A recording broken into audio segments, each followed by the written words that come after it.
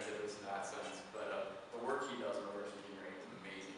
He gave a talk last year at our econ, I believe, and it was excellent. It was on using some of the static analysis tools to generate stuff and using mathematical theorems to automatically generate serial generation, some other stuff. It was some very, very interesting work. So if you get a chance, check out Rolf's stuff. Just a brief plug for him there. Anyway, so this is what we're going to be working with our framework of what our definition of reverse engineering is. We're going to be working from the process of analyzing an existing system to identify its components and the interrelationships to create new representations of that system, aka pulling something apart to put it back together into something else, right? Most of the time in reverse engineering software, if it's industrial-wise, you may have a boss who says, well, I wonder how this works. You may run out of duplicate it. You may just wonder how a system works to interact with it. That's pretty common. We could do a whole talk on the legalities of reverse engineering, but that's a whole different ballgame.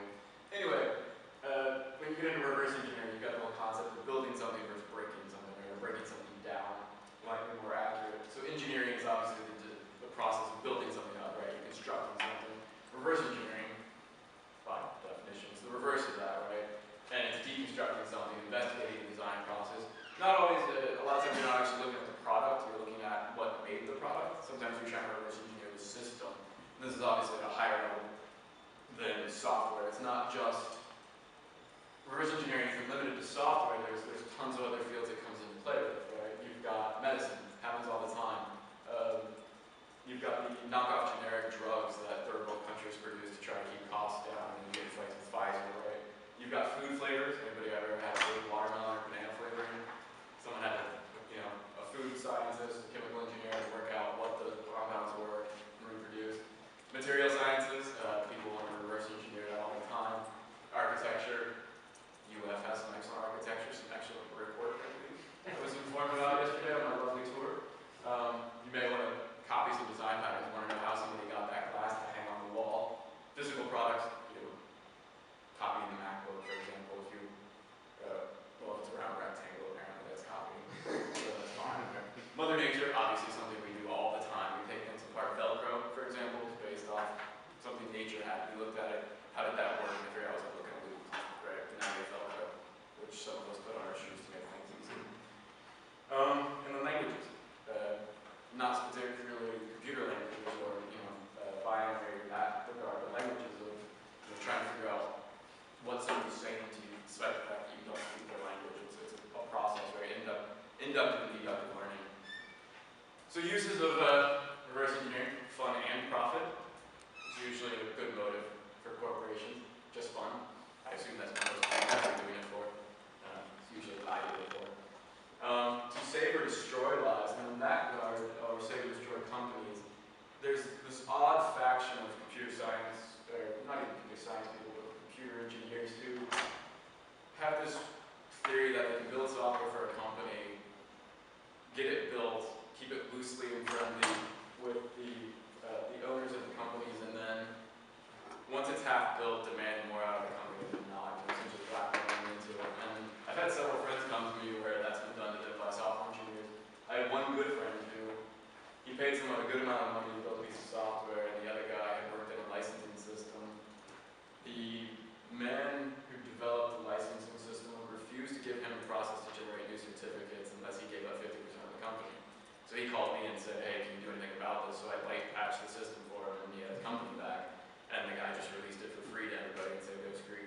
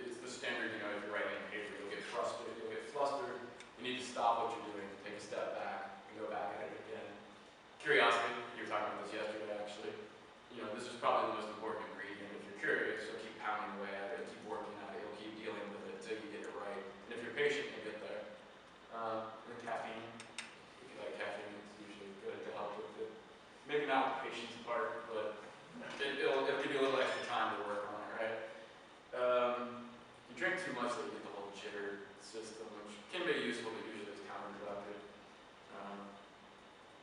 So this is really the part of the rubric, right? So this is what we're going at. There's tons of ways you can do something. Tons and tons and tons. And on the flip side, there's tons and tons of ways to take something apart. If I've got a computer, what can I do to take it apart? What can I do? How can I take a computer apart? What can I do? Screwdriver. I can use a screwdriver. What else can I use? Sledgehammer. Bricks. Can I pay someone else to do it? You know, it's one way to outsource it, right? No, there's tons of ways. If I want to take apart the shell, then I pour hydrochloric acid on it, and it works. If you're trying to de-chip it, if you're trying to take the top off of the chip, you know, it's great. I can look inside. I want to get an electron tunneling microscope. Now I can peer in a little further, right? There's lots of ways I can do it. There's some good ones. There's not so good ones. You know, if I just pour hydrochloric acid and dip the whole thing in, I may end up with not what I wanted. If I pour that on, you know, my shoes, I'm not going to have a good chance of figuring out what's in them, other than I know it dissolves in hydrochloric acid, which might be useful. Who knows? And this is the point. There's lots of ways of going about it, but when you're in the hacking spirit, right, you don't.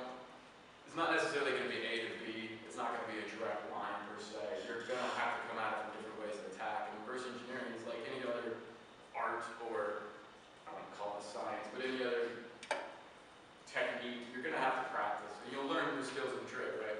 You'll start identifying, especially in software reverse engineering, you'll start identifying patterns like, oh, I've seen this before. I can get through this hoop. And then you'll step to the next one. And you'll say, oh, I've seen that too. I can get to that. And then you're left with a problem you may not have seen, but you already got through a couple.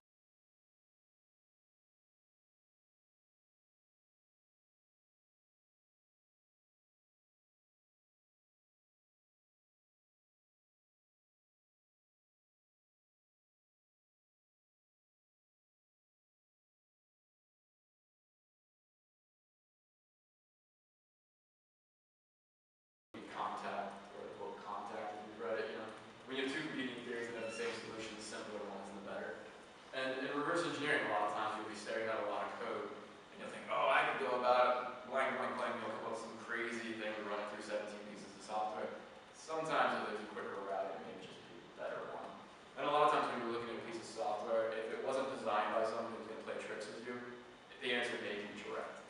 Now, if they're trying to obfuscate it intentionally, it may get a little more confusing. And then this is just good business and life sense in general. I love Hanlon's razor. Never attribute to malice that which can be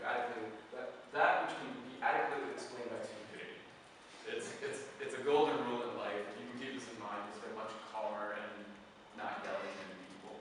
Most of the time, people aren't trying to be mean; they're just not too polite. So, with that, let's actually get to computers. And I'm not going to do the Steve Ballmer running around developers. Developers just say bad voice, and it's more entertaining. Memory, that's really what you're attacking here. That's what you're going to be working with on a computer. For our intents and purposes, it's all memory. It's all going to be memory. The registers on a CPU, you guys are all, some of the younger people here may not be too familiar with CPU architecture. You guys know what registers are? Everybody familiar with it? Okay, we'll go on. The registers on the CPU are memory, RAM, memory, hard drives, memory. And when you reverse engineer a piece of software that's on the bus, it's just bits being passed down the stream. It's memory. You can look at it, you can play with it, you can modify it if you've got the right tools. So that's what we're going to be working with. Now there are physical incantations, obviously dongles. If you ever do a dongle reverse engineering, you plug in a piece of hardware. Not too common anymore. It used to be a lot bigger back in the heydays of CAD. But even that, it's just passing memory back and forth off whatever bus it was using at the time. So this is what we're going to focus on. Pretty much the entire meat of our talk is going to be around the number 42. The CSE, 42, right? This is our building here. Everybody else knows what else it is, I think. Does anybody not know what that code is? Anybody who just doesn't want to admit that they don't know? It's from Douglas Adams, Hitchhiker's Guide to the Galaxy. If you haven't read it, you should, especially when you're in the computer field, because it'll get quoted far too much, and you'll be on too many jokes that you don't understand. Plus, it's a good read.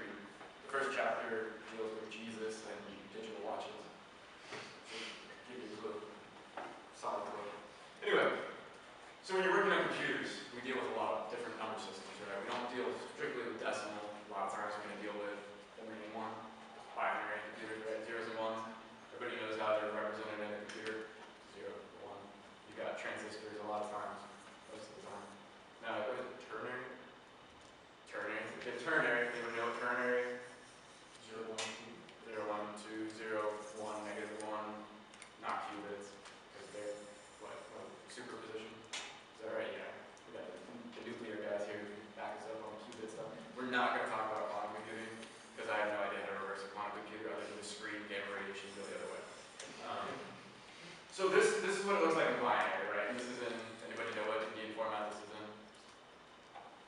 It's big Indian, but we'll get to that soon. We'll get to that. I swear we'll cover that. But this is what it looks like in binary. What other formats in computers do we use? Hex. Hex is probably the most common. We're saying at a hex dump. That's base 16. Anyone ever use octal? Base 8. Octal or permission, that's correct. So here's what it is in octal, 52. Here's what it is in decimal. Oh, it's 42, right? That's what we're standard is looking at. Hexadecimal, 2A. But there's more, right? There's not just number systems in computers, there's other conventions of formats. So what's this one? ASCII, right? 42 has a value, 2A, hexadecimal, and ASCII is star. Okay. What about, what's a CPU think 42 is? If you give a CPU 0, 1, 0, 0, whatever it is, 0, 1, 0, 1, you'll get back a subtraction operation. So 42 on the x86 opcode is subtract. Now what about on an ARM chip? Is it going to be the same? No, not at all. ARM opcodes are very strange. They have strange formats and they're not strictly defined like an x86. Atmel, totally different, right? Now there's a whole difference in Atmel and ARM. Does anybody know what the differences are? You guys take the architecture class, you figure it out. It's von Neumann versus Harvard. If you're doing some CTF stuff and they give you a Harvard chip, you're gonna have a hard time doing the Stack Overflow. And I'll leave that for your investigation on why. But x86 has tried to emulate some of that, but yeah, there's ways around it. Anybody know? Cameron and I were talking about last night. Stack protection stuff on x86. What about it? What's the easiest way around it? Or the most common technique at this point? Rob chains. Rob chains. Which are not going to cover. But they're good once you know them, but you have to do this stuff first before it makes much sense. So, in general, on a computer, you've got C of bits. That's really what it is. There's a ton of zeros and ones. That's what's on the hard drive, that's what's in memory, that's what's in whatever. It's just something that's either on or off, high or low, right? If you guys deal with actual physical circuits, it's a high or a low. It'll depend whether the position is high or low, which one it reads it as. But it's a convention system. Without a convention, it makes no sense whatsoever. It's useless for all intents and purposes. What's the point of a whole bunch of zeros and ones?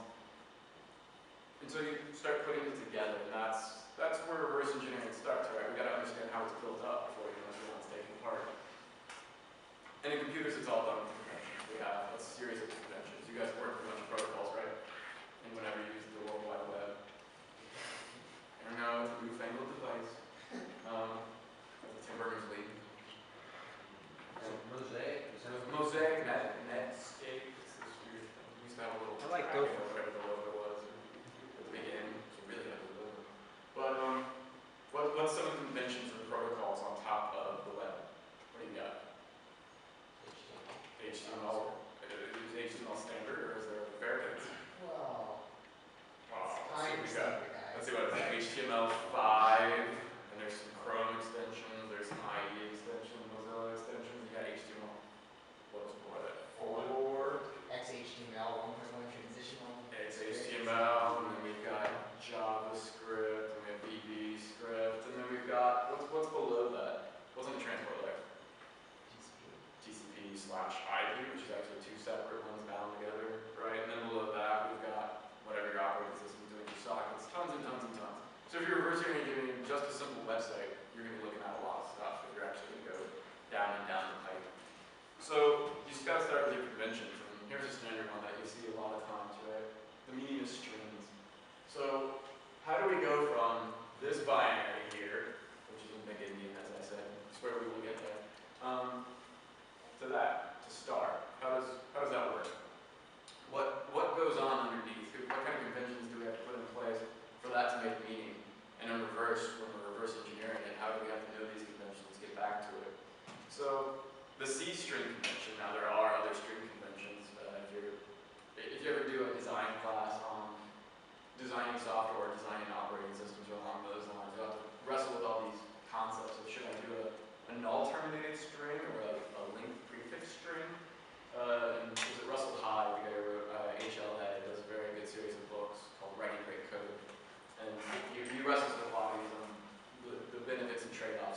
a null and terminated string, for example, is the C convention. And a null terminated string has the benefit of it's pretty easy to process through. You start at the front, you run to the back, you hit 0, and you stop. So it reads, does anyone know ASCII? The convention roughly in ASCII? You know, there's another character conventions, right? There's several of them at this point. But what's the other most common one? Does anyone know? UTF-8, Unicode, right? There's UK, what is it, UTF-16, UTF-32 now, to add in the Asian character sets. I'm sorry? IPSID. There is a historian, IPSID. We will not play with IPSID today, but we can come on later. So if this was UTF-16, well, it pairs up with ASCII, but the problem is it would read 16, right? It would read 16 bytes. Or it would read 16 bits. So our problem would be, this would all get as one chunk, which would not be the same depending on your Indianness, which we'll talk about, just dealing with bits switching around. But it would be the same thing. So we have to know that we're working with ASCII first, because ASCII is going to read this 8 bits. And when it reads the first 8 bits, it's going to read star. And it reads the second 8 bits, it's going to return back a null terminated string, right? /0 is the null space. So if your system understands null terminated strings in ASCII, it's going to read it this way. Now, if it understood UTF-16, it's going to read it. If you don't know what conventions it's using or what the underlying operating system are, your system, your decompiler, your debugger may look at it and think, oh, it's a star, a null terminated star, but in reality, it's being used completely differently. This is UTF-16. If you ever open a document, UTF-16, it looks like beating under garden crap. That's a problem, right? It's a bunch of zeros and ones with somebody reading the process wrong. So if it was linked prefixed, what would actually happen here? And I think this is good for security people. What goes on if this is linked prefixed? Assuming we're reading from the start. Can anyone guess? What would it do? So this is linked prefixed, right? And we'll say it's a right here. If it's a 4-bit intro, it would read 2. It would read 2 as the length, right?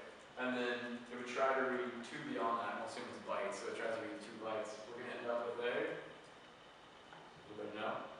You're 4 bits short, so you'd end up with overflow. Now, if it was actually a 1-byte length prefix, it would try to read 42 beyond that, and I'd get much more space for my shellcode, wouldn't I? Which is better. I'm pretty sure that if you're on an 8-bit system, I think you could work up a good piece of shellcode for that. But if you know the conventions, everybody know the hard packing, which is what's actually at the base root, what you exploit in general, conventions and assumptions. It's really what hacking is in general. If you know what the conventions and assumptions are, you can assume, somebody assumes something, you can probably make sure that you can exploit that in one way, shape, or form. Works perfectly fine in social engineering too. If you assume something's going to happen, they did. Most people will just let it pass. So let's have a little deeper in bits. 1 little, 2 little, 3 little Indians. I know that always makes me laugh. So Indianness is the order of the zeros and ones in the system, right? So everyone who runs Intel chips. All right, who runs something crazy and different? PowerPC, anyone? Well, you guys use add-ons, right? All kind of crazy stuff. So these are your old, your little Indian is probably the most common, almost everybody's on Intel machines. Then you got big Indian. Then just remember your programming language is in a virtual machine. You may use a different Indian than your actual CPU, which when you're reverse engineering some virtual machine code can cause lots of funny blips depending on if you're debugging it from the virtual machine or you're debugging it from the native CPU. Networking order is big Indian, so Intel, if you're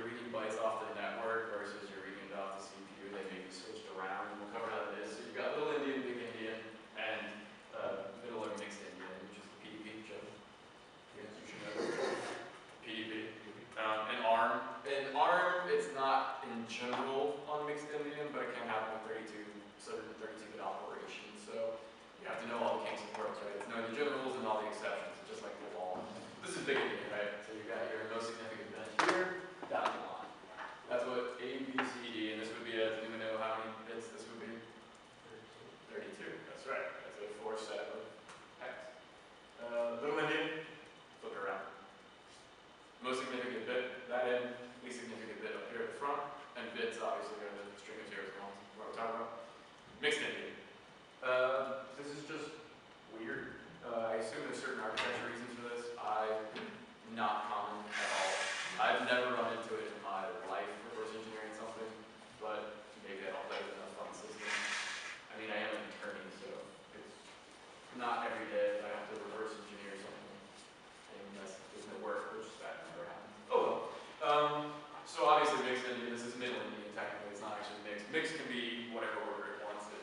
It's not strictly defined, but middle Indian is you put your most significant bit, flip it, and then you can see it. If you ever run into this, someone's just messing with you. That's really what it is. So opcodes. This is what we were talking about and why we're not covering specifics. I can tell you how to reverse engineer an x86 process, right? But if I'm teaching you x86 32, there's a difference in the API. That's our binary interface between CPUs. We'll talk about that. But there's a difference between 32-bit and 64-bit. So I can teach you one way, but it's not going to help you at all when you actually try to reverse engineer something you compiled on your 64-bit machine, unless you add a 32-bit flag, right? So instruction sets, nobody gets along. Intel, PowerPC, ARM, PIC, they're all different. If you need to know it, the easiest place to get it, the interwebs. They are fine. You always look for the CPU instruction manual. Almost every manufacturer has a list of opcodes and will strictly define what their opcode is, what it reads, what it does. And an opcode for the younger ones is an instruction in the computer, right? Subtract, add, divide, multiply, whatever it is. It's something the computer understands. You're making it do something. Now you've got RISC processors, you've got CISC processors, and, that's reduced instruction sets, standard instruction sets, blah, blah, blah. They're all different. You just have to learn it. It's a trick. Binaries. Who runs Windows? You can admit it, it's fine. All right, we got one person's truthful. Wow. Okay, 2, 3, up 4. Wow, look at this. Man, Balmer, you fucked up bad. Who's on Windows 8? Oh, God. Oh, wow. We actually have one. How is it? I have to Balmer, I support don't it. retract my statement. I have to support it. So. Okay, so it's for work purposes only, right? Yeah, we do. Now on your home machine, is it Windows 8 or? No. Arch Linux, baby. Yeah, nice. Who's running OS X? 2, 3, me, obviously. This does have Windows on it too, but it's Windows XP, which works. Linux? Alright, wow, that's excellent. Who's got Android on their phone? Who's got an iPhone? Oh man. That made me proud. Thank you, UF. Thank you. I run a Nexus myself. It's just more fun because I can play with the kernel. But there's differences, right? Have you guys ever tried to? Anyone ever reverse engineer on OS X? All right. So it's the Mach-O format. Now there's a universal binary format, which actually has the PowerPC inside of it and then the x86. So there's actually 2 executables in one under the Mach-O format. Then you have the PE format, right? Portable executable. And then in DOS you have COM, which was just directly loaded into a memory page versus having under 64K, because you can get loaded straight to a page. And then we have the PE format, which is the portable executable format, which works on nothing except Windows. Very portable. Portable crash versions of Windows. Yeah, which nothing works on Windows anyway, so it doesn't even matter. And then ELF. Who's a reverse engineer on Linux? It's the ELF format, right? And each header, inside each one of these executables is totally different, right? The header format is different. If you just stared at a random executable, it wouldn't make much sense. There's all this header crap at the front that's going to throw off where your symbol tables are, your lookup tables. And if you all know your conventions, it's not going to mean anything. So obviously when you're working with an ELF executable, you need an ELF tool to break it down. If you're working with a PE, you need that. Now there are certain tools like IDA that have better support for multiple architectures. But if you're working with free software, IDA is far. There's a free version of it, but the actual paid-for edition is extremely expensive. And it switches, my understanding of license agreements now are that you need a separate license for each operating system. So if you want a Windows, Linux, and Mac version, I think it would run about 10 grand. So, or you can use GDB. Whatever. I think you're selling. But obviously there's more formats than that. Android uses a whole different version. Java does not have, it has its own format. .NET, obviously same thing.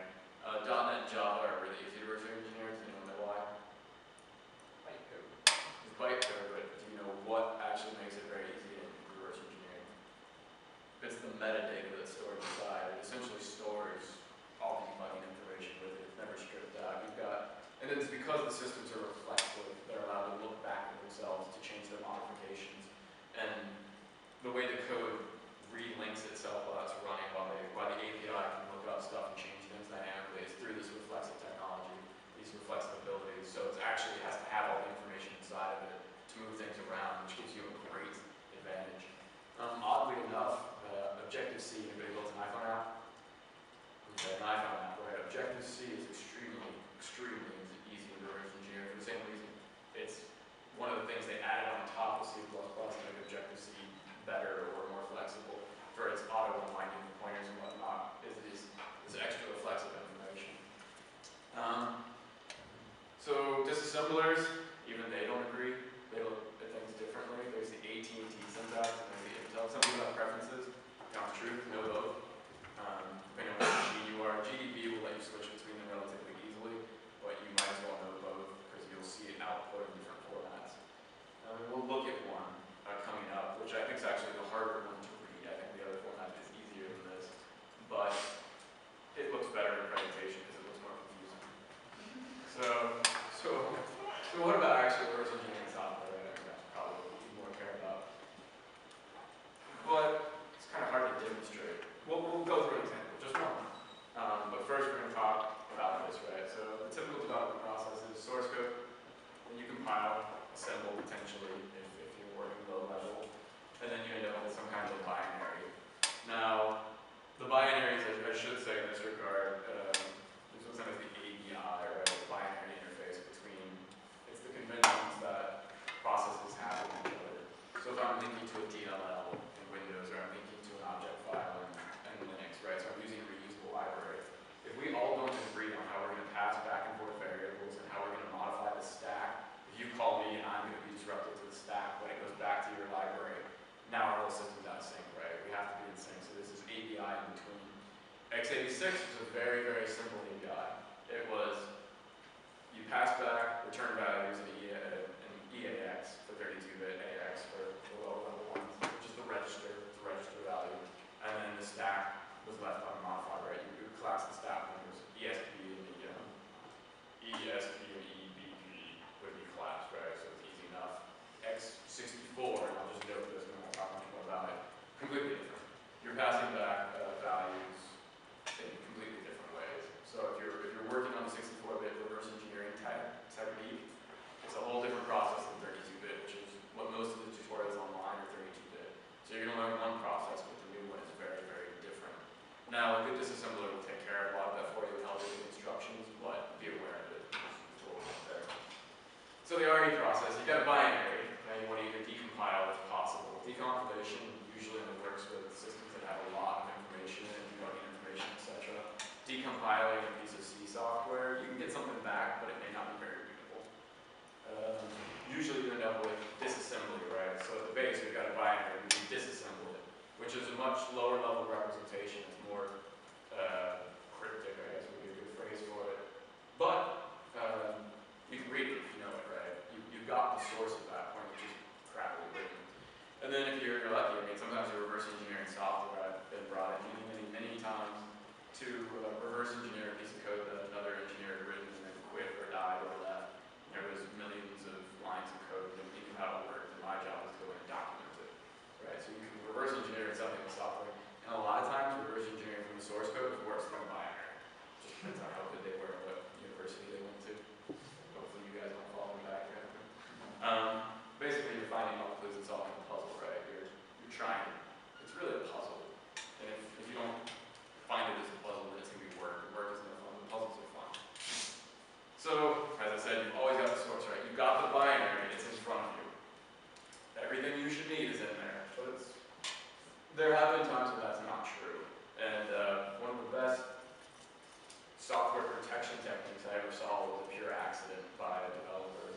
He'd written an FTP software called War FTP. If anybody was around way back in the day, it was War FTP. It was a good FTP client. But it was very common for people to pirate his software. There were serial generators generated and people would use it. There was a weird bug. If you pirated it, it would crash. But if you bought it, it wouldn't crash. And it turned out that in his serial generation code, he was using the serial number. Part of the serial number was working to change some of the jump tables so that it wasn't in the serial generation code. So if you just reverse engineered the algorithm to generate a valid serial, there were tons of valid serials, but only certain ones would actually make the software work correctly. So the actual information to reverse engineer the algorithm wasn't in just that algorithm. You had to go find the jump tables too to figure out where it was screwing up. But if you just looked at the algorithm, you didn't have it right in front of you. Now you can fix that problem by finding those jump tables, but if you just looked at that section, you would get a valid serial code. It would pass the test, but it wouldn't actually be a functioning system. So you had the source, but it wasn't very clear. It was unintentionally obfuscated. Does anybody know what the serial key in most Windows installation was back in the day? All ones. Brilliant whoever wrote that code, right? Good testing on that algorithm. Oh well. So when I was little, I should qualify and give credit for this. My dad was a software engineer. That's why I learned how to do software when I was a little guy. You guys remember like the original laptop thing? It's this giant compact that was like the size of a giant briefcase. Like that's what I had growing up, which was fun. I thought that was a portable computer. Which is funny, I got this thing. I could strap the other thing to my back. I just wouldn't be able to walk too long. But the one thing he taught me about software was that it's like reading a book. It's one line at a time, top to bottom, left to right. And that's how you read a piece of code, right? You start at the top, start reading. And assembler is pretty much the same. You start reading at the top, and there's jumps, you know, if it tells you to go somewhere else, you're going to hop around. But you jump to here, you start there, you start reading what it says, and you go one line at a time. Now we can talk about superscalar CPUs, where it's technically not operating at all. It's being executed out of order. That's a whole different ballgame. And when you're reverse engineering, it doesn't even matter. You're not dealing with the superscalar operations, you're looking at it straight down the line. So what you really need are the right tools. And this is the part that we're not going to give specifics on because it doesn't make a bit of difference if you're on Windows, like Matt is. Sorry, Matt. Oh well. You'll need certain tools. There were some great debuggers for Windows back in the day. Sawyer was amazing. But you've got different tools. You've got Wiens, and you've got Windows debugger now. You can do a remote kernel debugger on Windows. Disassemblers, you've got Wiens and Wiens 32. If you're on OS X, you've got O-Tool. If you're on Linux, you have Object Dump. Pretty good disassembler, works really well. Then you have your debuggers. GDB is obviously the open source one. All the debug is a really good Windows debugger. It's free. It's not kernel level. Does anyone know anything about Intel CPUs? How many ring levels you've got? Anyone even know there's ring levels in Windows CPUs? That's because Windows didn't actually use any of it. So that was brilliant, right? So actually the Intel CPU has been built since almost the inception. I think it was an 8086, even 8080. I think there were multiple levels. You could set user levels, 0, 1, 2, 3. Windows always ran pretty much at ring 0, or it booted up in 0 and kicked you out for user land. The kernel always runs at 0. You want a ring 0 kernel, or ring 0 debugger if you're working with the kernel, right? And most of the time it's done through a remote machine. You have 2 machines set up. It's the best way. You're not messing with it as much. You're not infecting the machine as much if you're working from an outside system. You work base level. None of these is actually a ring 0 debugger. GDB. I think you can do GDB remote. I've never done GDB for kernel debugging. All the debug is a user land, ring 3. IDA, there is ring 3, but there is an IDA for kernel debugging. I think it does a remote system. And Medusa, this is the new one. I haven't used it yet. It's an open source interactive debugger. I'm hoping it'll mature into something like IDA, because $10,000 is a lot of cash, and I'd rather have free. And then resource monitors. These are tools that are vital to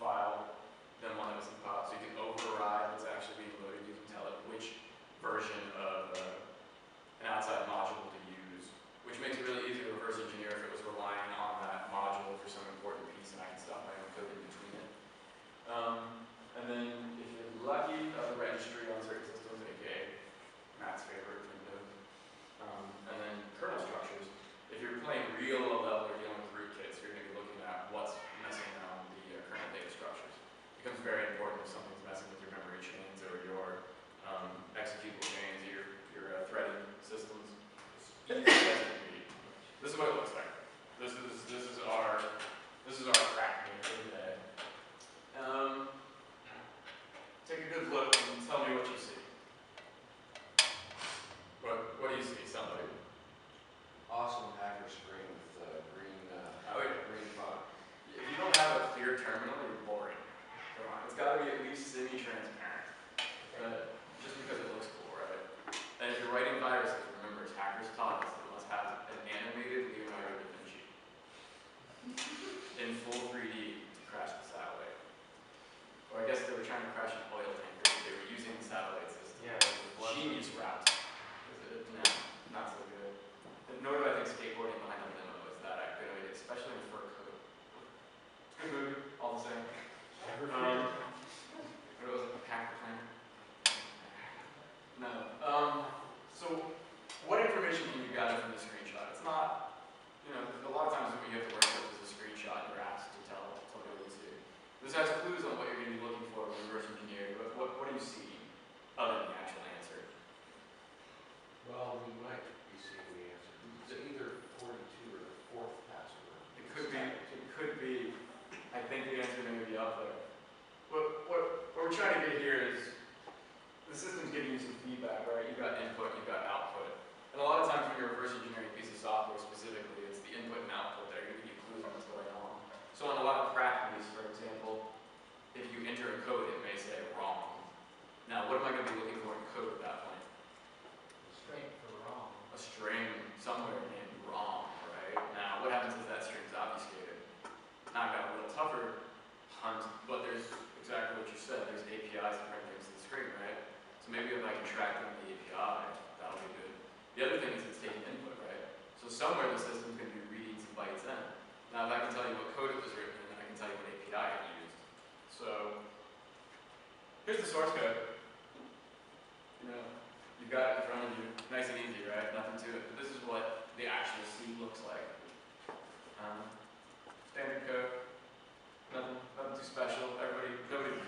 I know the younger kids wouldn't have had C class yet, right? You guys start on Java. Who's had C class? Wow, Joe. You fix that. Do what you can. Do what you can.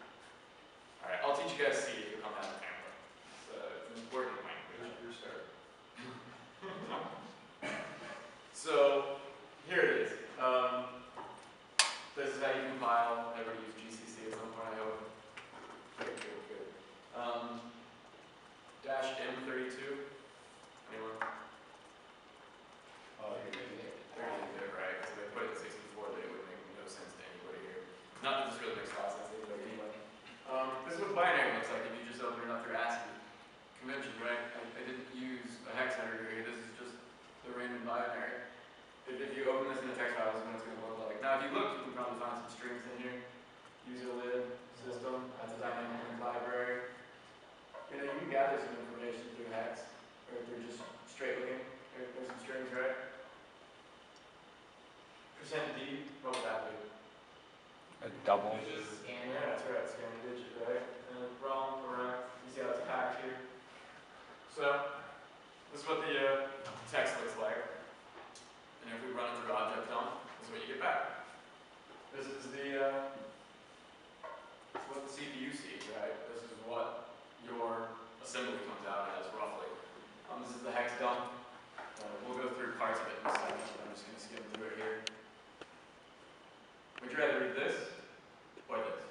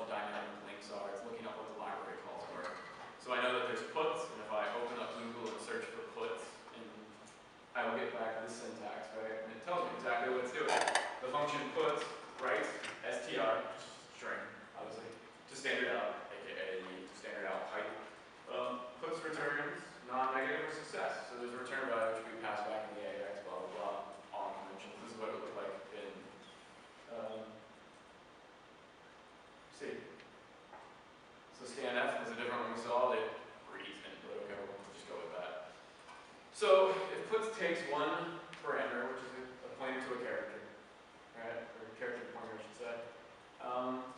This is what the code before puts looks like, and in x86, the convention is to put it on the stack in reverse order, as a convention, before you make a function call.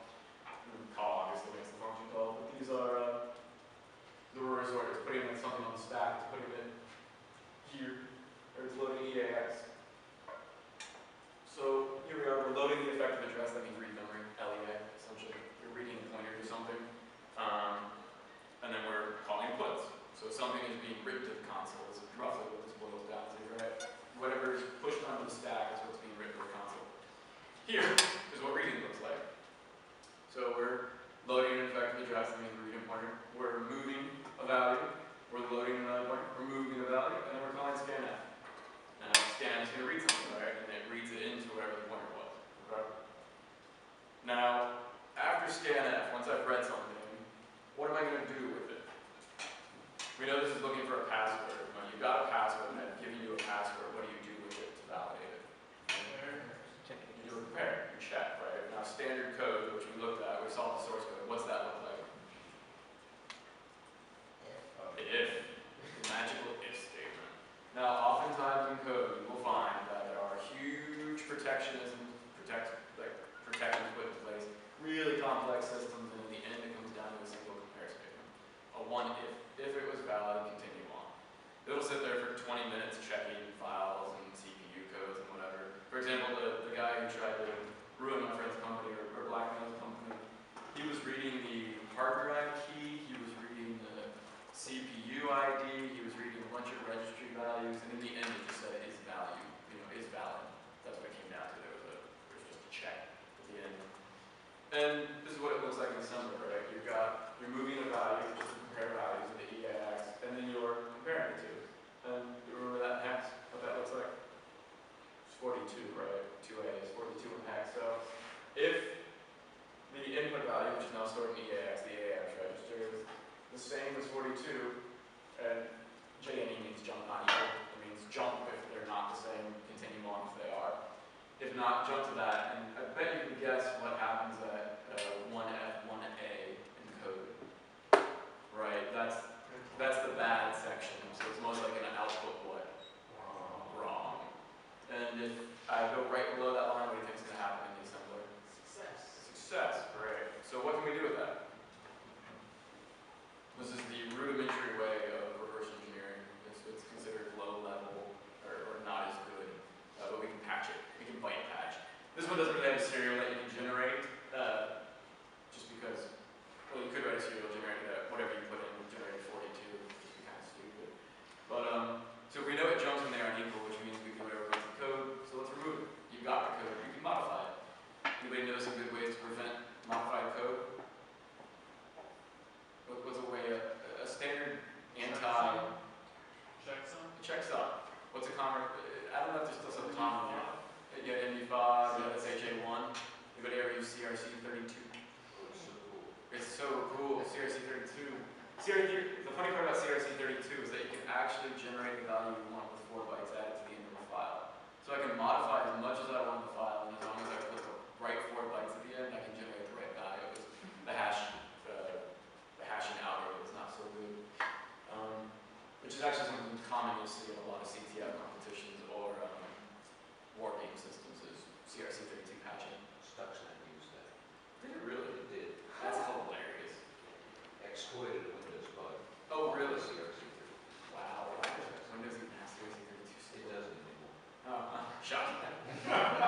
So let's fix it, right? I've got the code, I can modify it. And I will tell you that if you ever play with satellite cards, the new systems like DirecTV and whatever, they actually use checksums. That's how they validate when somebody's hacking their system. They'll run through the smart code and it actually comes up with a hash value. And if the hash value is wrong, it won't decrypt the screen that's been transmitted. So it's actually scanning the smart card that's been plugged in to determine what the value to decrypt the screen is, and it changes because they know what the value should be. But if you modify the card, your checksum value comes out wrong, so the screen will get scrambled. That's pretty much how those systems work. So if you ever play with those. No,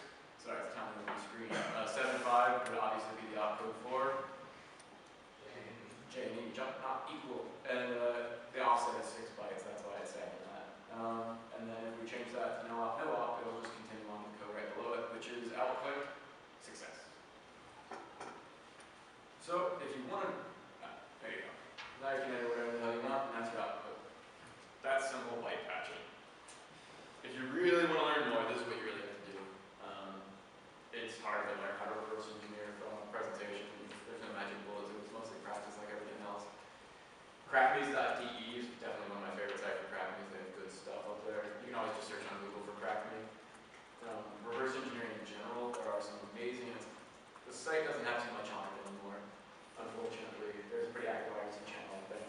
But OpenRCE has amazing papers on reverse engineering. That's where Rolf posted some of his stuff on how to make a generic system to reverse engineer virtualized executables. So there's an interesting anti-forensic or anti-debugging technique where the executable is actually just a virtual machine for itself. It's actually got its own bytecode inside of it, so it executes its own bytecode that translates back out to x86. But when you reverse engineer it, it's just running a bunch of crap. Because it makes no sense. It's essentially packed in its modified CPU, but it's got its own CPU inside of it, so you're 2 steps out. Now, if you really want to have fun with somebody, you could switch it from Little Indian to Big Indian inside. So if you're on a Little Indian CPU, put it on a Big Indian inside of there and really mess with people's heads. Well, Rolf wrote a system that essentially would generalize it back out and give you back an x86 executable. Good research as well. But there's some other anti-debugging techniques which are fun, and if you know how a debugger standard works, how the debugger works, to smooth interrupts, ask your architecture teacher. You can play with the interrupt fields. There's some really good work. I was talking to Dr. Wilson about it a few days ago, or yesterday, by I just forgot his name. Rootkit's book. Thank you, H.D. Moore. On reverse engineering the World of Warcraft and some of the anti-debugging techniques they had in place that he had to get around and some of the patches he used. It was interesting. Very, very nice work. War games. Anyone ever tried any of the war games? Oh man, perfect training for CTF teams. War games are essentially a series of CTF type techniques where you have a live server sometimes where you can install a virtual machine and you go in and you have a series of tasks to hack it. One of my favorites is Vortex. It gets pretty complex by the end. You'll end up using rainbow tables and all kinds of different fun stuff. Participate in CTF competitions. You guys apparently have a really good team. Do it if you got time. If you don't, doesn't matter if you're good or bad. Give it a roll. Can't win if you don't play, as they say. And IRC. Everybody on IRC? Everybody know what IRC is? Anybody not know what IRC is? Anyone use BBC instead of IRC? BBM? BlackBerry Messenger? Don't. It's just ridiculous. I don't think there's too many technically savvy people with Blackberries anymore. What's a BlackBerry? BlackBerry. BlackBerry is an arcane device that I actually used to have to develop on. Oh wait, is it that thing with the keyboard that now acts as kind of a doorstop? I think that's Windows. Oh. Too easy. No, BlackBerry. Very great downfall